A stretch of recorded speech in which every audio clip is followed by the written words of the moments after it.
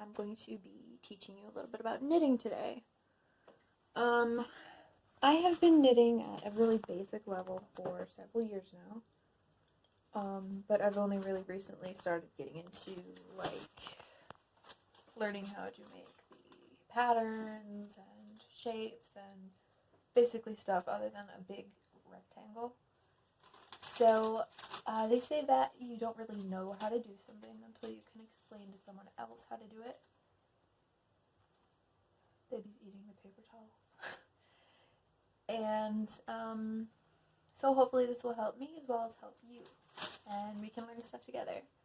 I have ADHD and I have autism, and, I explain things in ways that I understand, but I know other people have, their brains work differently. So I really want my videos to be accessible to people, like to everyone, and not just people who think like me.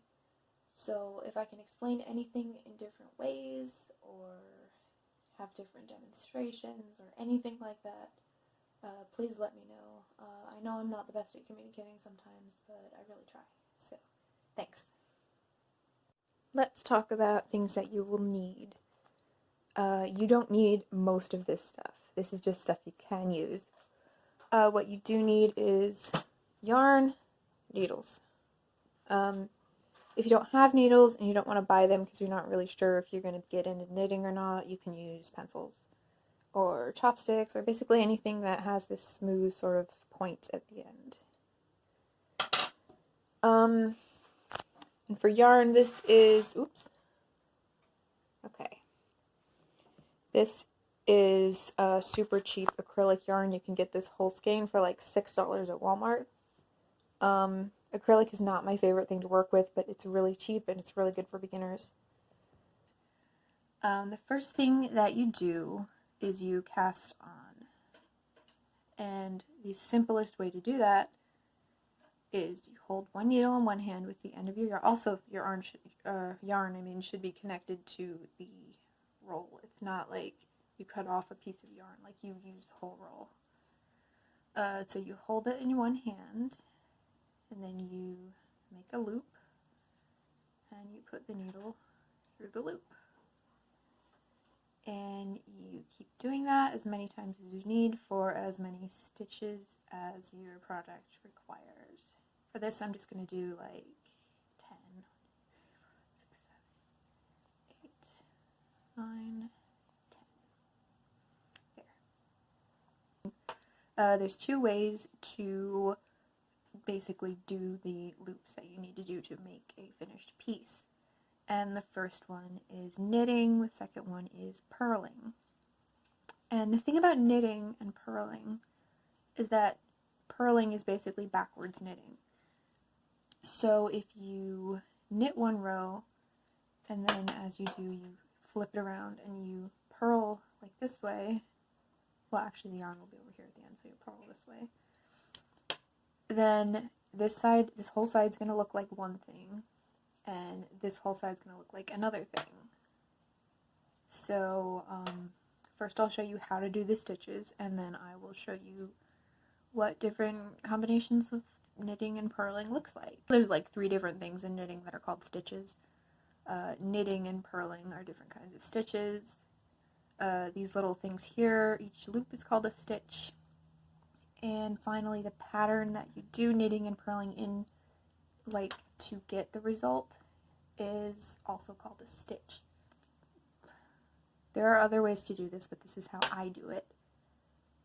You might find it more efficient to hold them in a different way or whatever, but the basic concept is the same. You hold on to this thread so that you know where it is. You take this and you push it into this loop. So on the back it looks like this. And then you loop this around like this. And you pull that loop out and slide it off the end. And that's the knit stitch. I will knit some more and I will show you how I do it.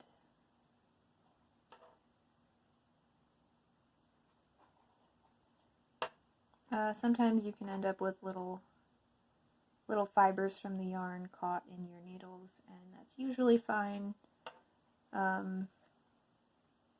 It will just make the piece harder to pull apart at the end if you decide you don't like it.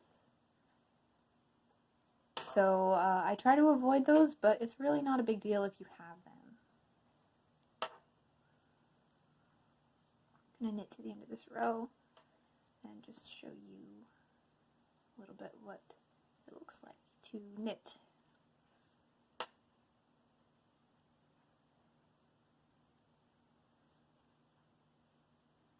And also a little trick is if you realize you didn't cast on enough stitches at this point, you could just, oops, come on, you could just do that and then you have another stitch. Also, if this end falls off, you could do that because this always is like whoop and just comes off. Anyway, here's 9 stitches. I think that's enough to get started. After you've knitted and all your stitches are off onto this one, then you just flip it over and start over. So this row is knitted, and now I'm going to purl the second row. You put the needle in like this through the front of the loop, take your yarn and loop it around like this, and pull it through. I'll do that a couple more times to show you what I'm doing a little better.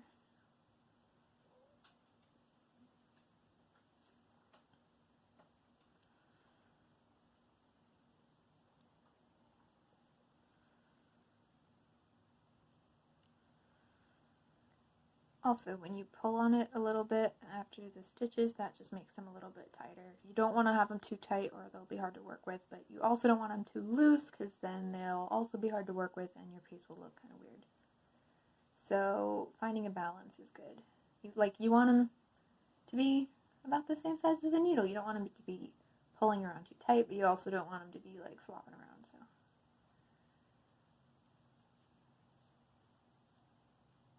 here's some more purling.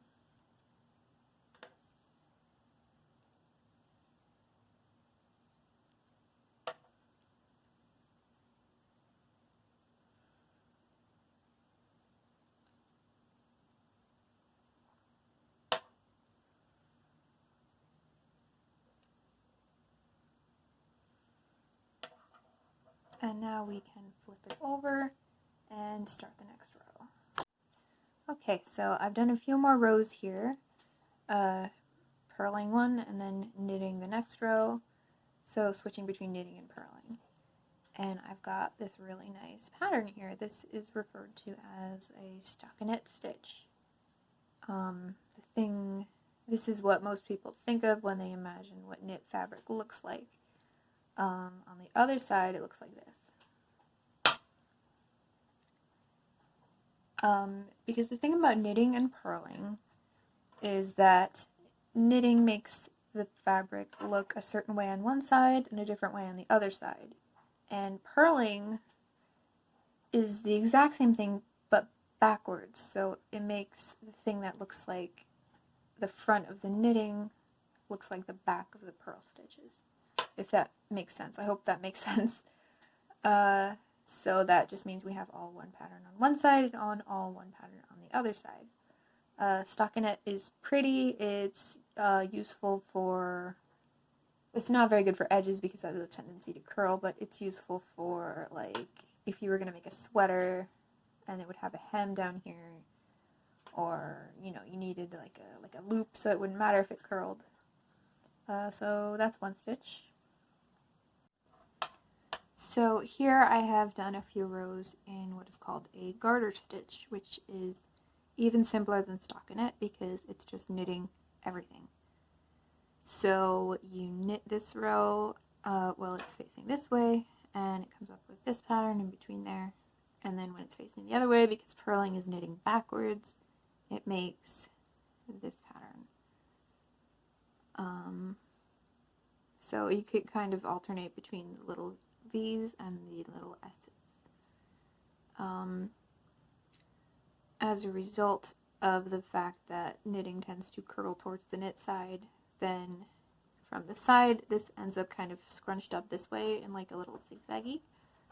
That can be useful sometimes, other times it's not so useful, so it really depends on what you're trying to do.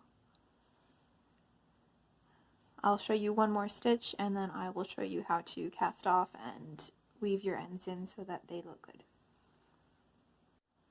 This last stitch I wanted to show you is called a rib stitch, and it's not showing up really well on the video, I don't think, but it alternates between knitting and purling this way instead of like this, where it goes this way.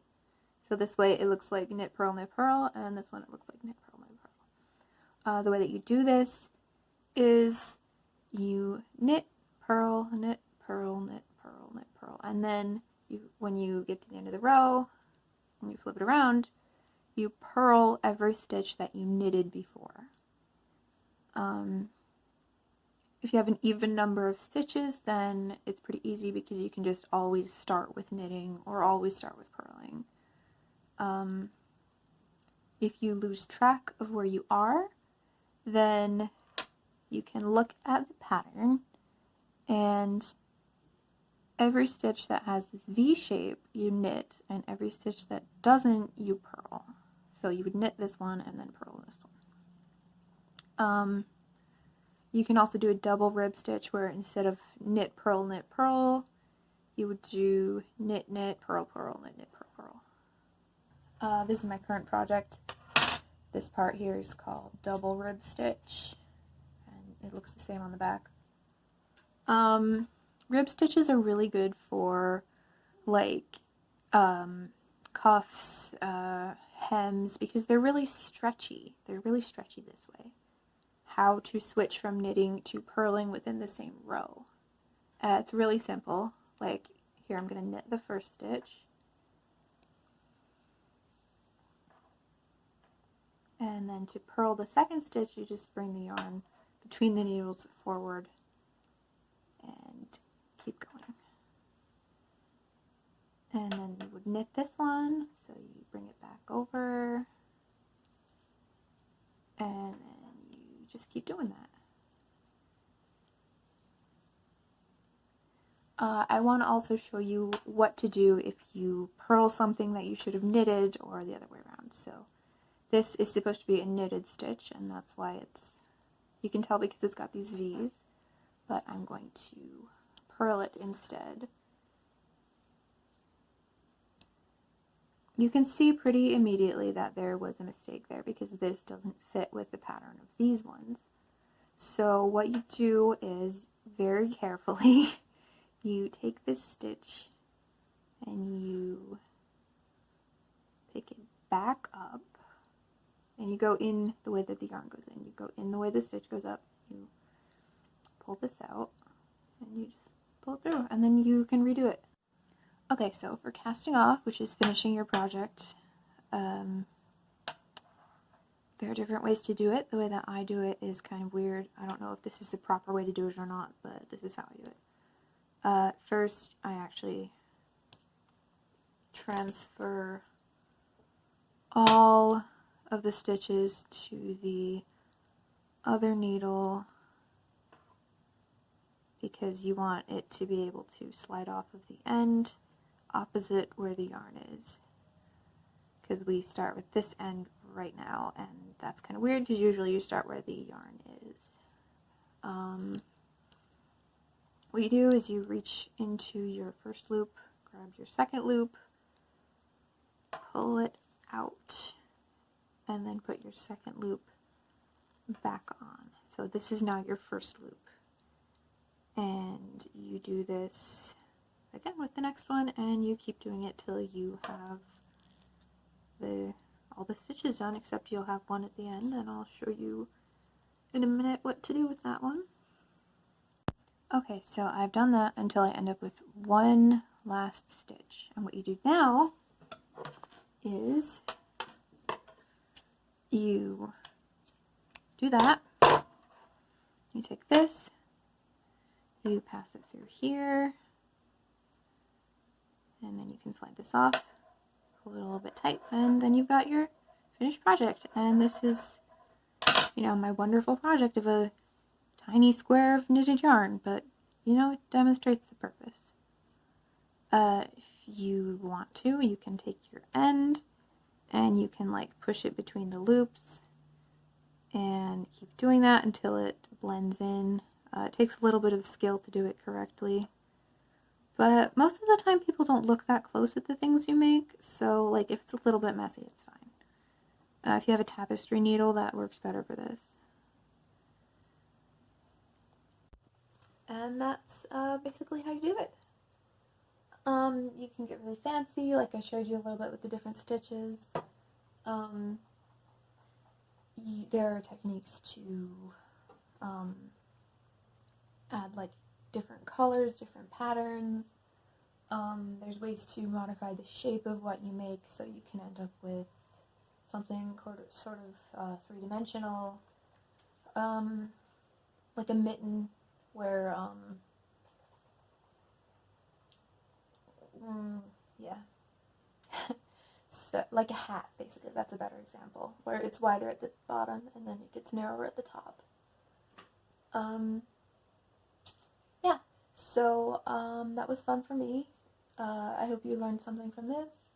I'll make some more videos in the future with a little bit more about the techniques. If you have any questions or anything specific you want me to show you how to do, or any advice for me on how to do things better, leave me a note in the comments. Yeah, I hope you had a good time watching this. Bye!